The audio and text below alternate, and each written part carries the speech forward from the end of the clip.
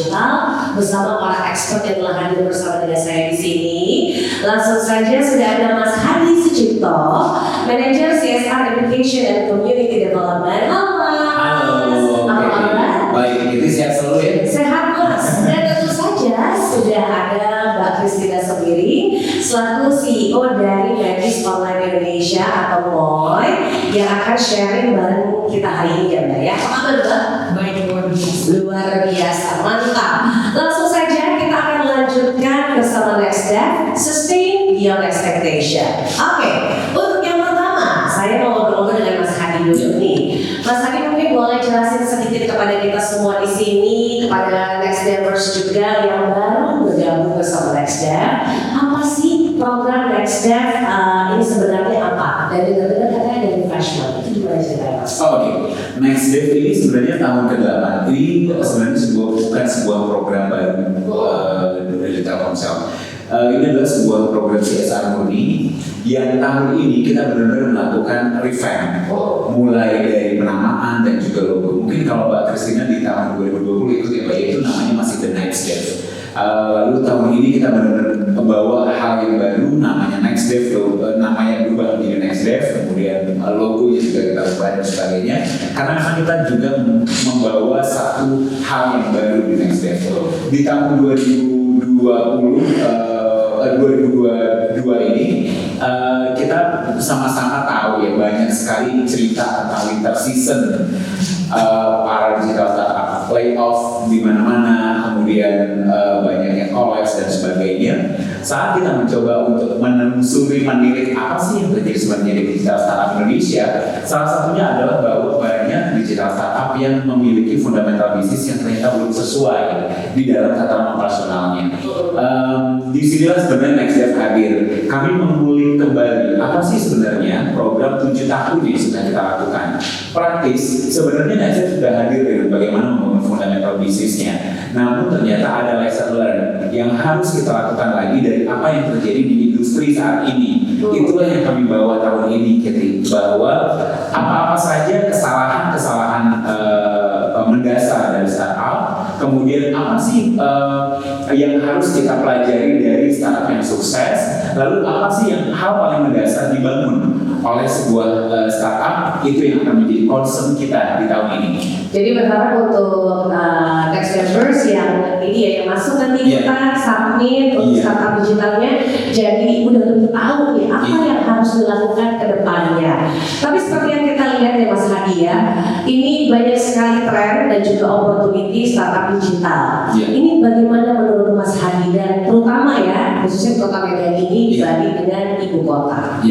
Sebenarnya kalau bicara tren dan opportunity itu balik lagi kepada pain point gitu sebenarnya. Pada saat kita merasa ada sebuah pain point, kita sebenarnya harus bisa membayangkan solusinya seperti apa sih gitu loh.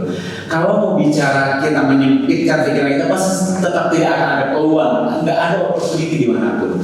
Nanti ini Mbak Christina juga berangkat dari sebuah problem, sebetulnya berangkat dari sebuah problem yang dia bawa menjadi mencari sebuah solusi yang ternyata malah bisa memiliki social impact. Nah ini sebenarnya dicari oleh di Next Step ini. Once di Medan ini saya yakin juga banyak kok sebetulnya problem yang bisa dijadikan sebuah opportunity, menjadi sebuah peluang usaha bagi startup entusias menurut kami. Ini tadi Mas Hadi udah cerita sedikit ya soal Mbak Christina.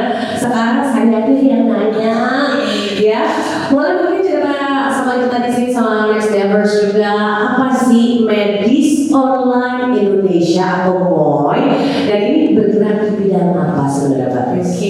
Jadi Medis Online Indonesia itu adalah pemesanan jasa tenaga kesehatan untuk hadir di rumah Anda merawat layaknya keluarga. Jadi kami punya differentiate. Kita merawat seperti keluarga. Itu yang ingin kita sampaikan ke masyarakat. Jadi tidak hanya sebatas butuh tenaga kesehatan dan diberikan layanan kesehatan. Nah ada nilai yang ingin kita bawa hadir ke masyarakat. Bagaimana misalnya Mbak Keti butuh perawat, tapi yang perawat itu seperti keluarga. Nah ini nilai yang ingin kita sampaikan. Background story-nya apa Mbak sampai akhirnya bikin startup digital ini, bikin more? Background-nya itu saya bidan, saya punya klinik, dan banyak pasien saya yang akhirnya minta dirawat di rumah, dan mereka senang dengan pelayanan yang saya berikan. Kemudian dengan mood to mood, akhirnya pasien yang dari bidan lain pun, karena saya bisa hadirkan perawat atau bidan di rumah mereka, akhirnya pindah ke saya. Sampai di suatu hari saya tidak bisa memberikan jasa. Akhirnya saya kumpulin tim lebih banyak. Nah, begitu saya tahu ada digitalisasi dan ada startup, akhirnya saya belajar. Kemudian yang kedua, karena saya sebagai seorang trainer nasional juga, di beberapa kota yang saya hadiri, saat saya men-training bidan, perawat dan dokter, itu banyak masalah yang saya temukan. Kalau dari sisi tenaga kesehatan, ada masalah besar sebenarnya yang mungkin tidak banyak yang bisa empati sampai sana. Mau di-spill apa gimana? Ya, ini kenyataan ya. Untuk meluluskan satu perawat, satu bidan, itu mungkin lebih dari nilai 100 juta. Oke. Tapi nyatanya sampai hari ini masih ada mereka yang digaji 250.000 per bulan. Dan itu rasanya miris. Dan saya temukan itu hampir di setiap provinsi di Indonesia. Akhirnya saya terpanggil. Saya sudah melakukan pelayanan kesehatan dan tim saya itu ternyata bisa dapat rezeki. Kenapa tidak orang-orang ini bisa? Tapi bagaimana caranya? Gitu. Tuhan jawab nih. Tuhan jawab dengan hadirnya ya ekosistem startup. Akhirnya saya belajar dan untuk bisa memperluas manfaat ini, nah kita buat aplikasinya. Oke, berarti memang waktu yang tepat di saat yang tepat. Itu kan ada repeat order ya kemarin hari ya, Mbak Christina. Tapi layanan apa aja sih sebenarnya ditawarkan oleh Moi ini sendiri? Oke. Awalnya kita bergerak dari dunia ibu dan bayi. Saya basicnya bidan. Jadi bagaimana memandikan bayi, ya, bagaimana baby massage, baby spa, bagaimana teknik menyusui, dan akhirnya kita launchingkan kemarin program homeschooling sekolah dari dalam kandungan. Oke. Jadi kita akan membantu seorang ibu hamil itu mindfulness-nya itu basically dari bayinya itu dibentuk dari dalam kandungan. Dan ini akan merubah generasi bangsa ini. Jadi saya yakin bahwa apa yang saya lakukan ini akan berdampak besar. Ternyata bayi di dalam kandungan bisa sekolahin banget. Dan bagaimana ibunya bisa stress management yang bagus, itu juga kita ajarkan. Nah, setelah ibu dan bayi, kita adakan juga sesuai request masyarakat pendampingan lansia. Jadi saya belajar banyak bagaimana merawat lansia. Lansia untuk bisa menghadirkan kembali kesehatan yang lebih cepat, banyak tekniknya ternyata. Dan saya praktekkan ke ayah saya sendiri sampai usia 93 tahun, tidak pikun, tetap strong, tahu politik, tahu startup. Nah, jadi banyak trik yang bisa kita praktekkan ke lansia. Saya tuangkan ke mall. Ternyata perawat kita yang turun lansia repeat order. Oh, ternyata ini juga dibutuhkan dan apa yang saya lakukan ini benar. Nah, jadi sekarang kita sudah ke lansia dan sudah ada juga yang minta pendampingan klien yang dirawat inap. Misalnya keluarga Pak Hadi, ada yang sedang rawat inap. Pak Hadi nggak perlu cuti untuk membantu atau mendampingi check up dan segala macam. Nanti perawat kita bisa hadir. Speechless loh saya. Mbak Christina sendiri aja mau cerita. Karena kagum gitu loh, dari yang bayi masih di dalam kandungan udah bisa sekolah sampai lansia ya, supaya gimana caranya supaya tadi saya terlambat kenal Mbak Christina ya. Tapi untuk Moi sendiri seperti kita tahu ya, Mbak Christina ini alumni dari NextDev. Benefit apa aja sih kemarin yang didapetin waktu ngikutin NextDev, kemudian progres apa yang terjadi di Moi setelah mengikuti NextDev ini? Jujur, ini bukan karena podcast ya Pak. Saya selalu bicara jujur. Jangan males ya. Saya banyak mendapatkan benefit. Yang pertama, saya banyak dapat koneksi. Yang kedua, saya banyak dapat peluang. Yang ketiga, benar-benar seperti Pak Hadi bilang, itu fundamental bisnis itu saya. Dan apa progresnya?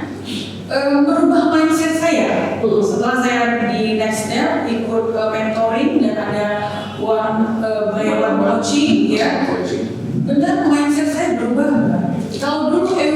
ya startupnya itu gimana supaya startupnya ini ekspansi ya dan dapat investment gitu. Nah setelah belajar dan setelah di mentoring, akhirnya saya berpikir yang penting startup saya itu bermanfaat. Ini yang akan membuat tetap berjalan. Dan satu kelebihan di Next Step ini saya merasa dekat dengan mentor-mentornya. Dan kemarin kita nggak hanya dibekali untuk bisnis. Satu yang saya ingat kita dibekali juga bagaimana kepribadian ya. Yang saya tangkap juga bagaimana pembentukan mental dan ya banyak nilai-nilai spiritual yang saya jadikan modal untuk bertahan sampai hari ini ya. Syukur alhamdulillah puji Tuhan di pandemi pun Moi tetap berjalan dan perawat bidan saya tetap sejahtera sih sampai hari ini. By the way, tahun berapa nih Mbak Moi startupnya? Kalau dihitung launching di aplikasinya sih 5 tahun. Oh 5 tahun? Dan masih bertahan sampai sekarang ya? Tapi pada saat itu masih sambil belajar. Tapi seriusnya artinya sudah lebih profesional, sudah ikut coaching, mentoring segala macam mungkin 3 tahun. 3 tahunan. Kalau tadi mungkin Mbak Christina udah ngobrolnya dari sisi Mbak Christina. Kalau dampak terbesar bagi konsumen yang dirasakan oleh konsumennya Moi itu apa aja sih kira-kira Mbak? Dampaknya ya. Konsumen saya sebenarnya ada 2 ya. Mitra saya itu tenaga kesehatan. Mereka yang tadinya mungkin lulus itu masih masih ada hutang orang tuanya. Meluluskan mereka untuk jadi bidan, jadi perawat, mungkin jual aset, peminjam. Ini kenyataan.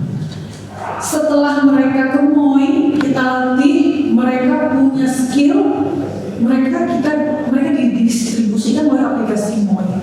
Saya senang sekali Mbak, ini yang membuat saya tetap bertahan walaupun masih bootstrap murni. Mereka bisa bayar itu lunas dan bisa bantu kuliahin adik-adiknya. Dan adik jadi tulang punggung sampai saat ini kita bantu. Nah jadi dari nol penghasilan mereka sudah dapat di atas UMR, bahkan ada yang sampai 8,5 juta per bulan. Luar biasa. Itu tenaga kesehatan. Kalau dari pasien, ya ini banyak sekali.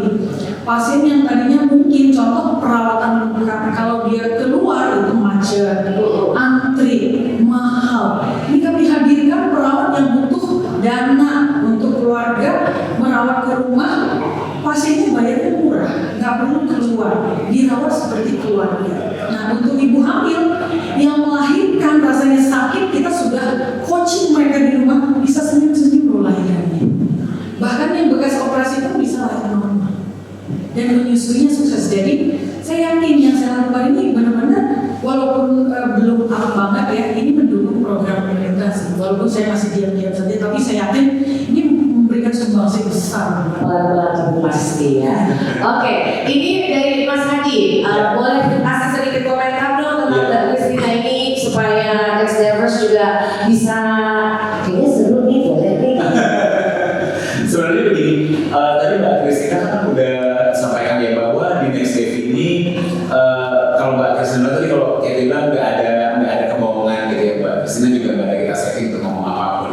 Tapi memang Next Step ini kan lagi sebuah program CSR murni di mana pesertanya itu sama sekali tidak membayar apapun dan tidak ada ikatan dinas quote ataupun dengan Telkomsel, termasuk kita tidak akan menarik keuntungan dari pasca mereka mengikuti program ini. Jadi memang murni CSR murni. Itu sebabnya pada saat kita melakukan kurasi kepada peserta yang mendaftar di Next Step ini juga kita akan lihat sebenarnya si startup ini selain memang bisnis modelnya bagus, memiliki social impact atau tidak, kira-kira seperti itu. Karena program CSR ini kita harapkan nanti para startup yang lahir dari Next Step ini memiliki social impact yang juga bisa membawa perekonomian Indonesia yang lebih baik, khususnya pada saat masuk ke ekosistem digital startup Indonesia, mereka menjadi pembeda gitu.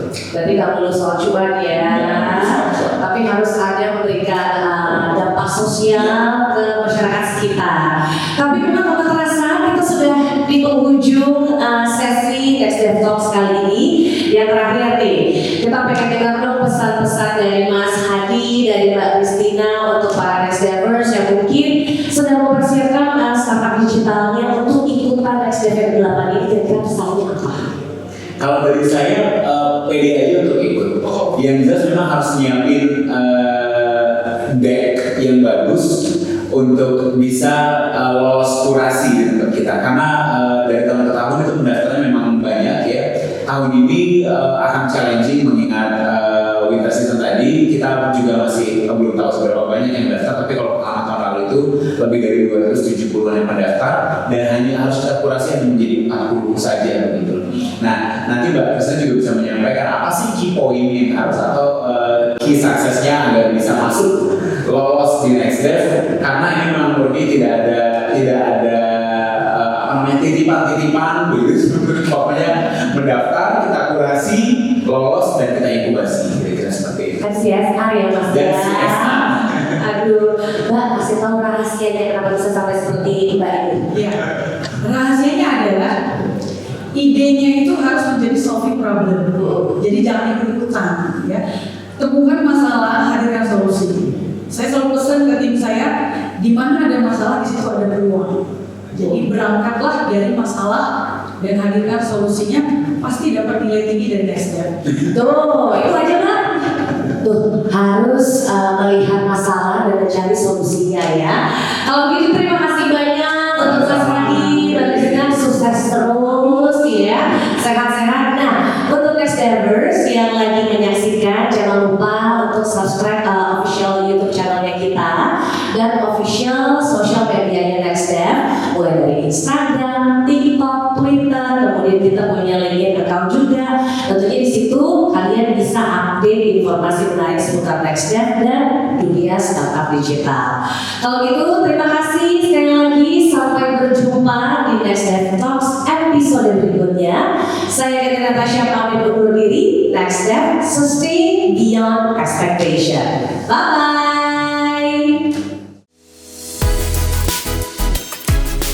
NextDev, sustain beyond expectation.